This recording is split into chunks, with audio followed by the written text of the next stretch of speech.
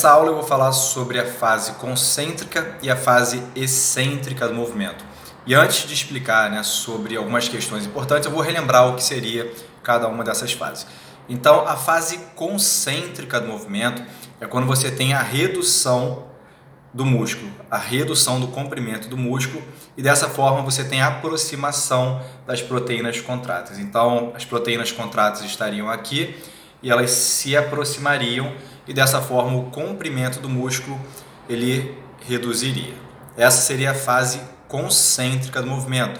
É o momento no qual você observa o ventre maior. Quando você pede, por exemplo, para o aluno realizar uma força no bíceps, esse momento seria o momento no qual você tem um deslizamento das proteínas contráteis e o tamanho desse músculo ele reduz.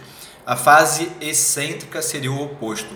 Então você teria as proteínas contráteis aqui nessa posição e as proteínas contráteis elas se afastariam, e dessa forma o tamanho do músculo, o comprimento do músculo, ele aumenta. Então, durante uma fase concêntrica do movimento, como exemplo na rosca bíceps, a gente vai ter uma redução do comprimento do músculo e o ventre ele fica maior. Então, nesse momento a gente tem a fase concêntrica do movimento. A partir do momento que eu começo a retornar à posição inicial e alongar esse músculo, eu vou ter a fase excêntrica, que é esse afastamento das proteínas contráteis, tá?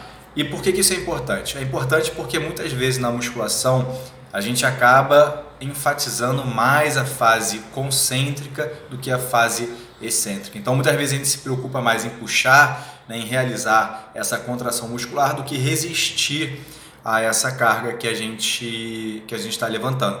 Então muitas vezes a gente faz a rosca bíceps, concentrando ali na fase concêntrica, e a fase excêntrica a gente esquece e deixa o peso descer sem nenhum controle. Então é importante que a gente tanto se preocupe com a fase concêntrica do movimento, como também com a fase excêntrica do movimento.